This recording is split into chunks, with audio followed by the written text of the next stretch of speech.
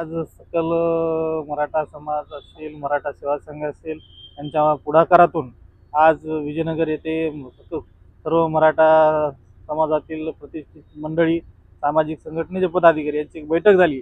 त्या बैठकीमध्ये जे काही मराठा समाजामध्ये जे काही परंपरा आहेत, मोठे लग्न करायचे, लग्नावर खर्च करायचा, शेतीबाडी एकूण खर्च करायचा, हे कुठंतरी थांबलं पाहिजे। याच्यासाठी एक आचारसंहिता तयार केलेली आहे। लग्नातले खर्च असतील, वाढदिवस असतील, डीजे लग्नातले असतील, त्या सर्वांना फाटा देत साध्या मोजक्यात लोकांमध्ये लग्न करायची अशी एक आचारसंहिता ठरवून दिली आहे। जो कोणी ही आचारसंहिता तोडेल त्याच्यावर बहिष्कार मराठा समाज घालणार आहे। आणि या आचारसंहितेचं पालन किती प्रमाणात केलं जाईल आपला काय अंदाज आहे? सामाजिक आता आपल्याला ही लोक चळवळ म्हणून करणं गरजेचं आहे।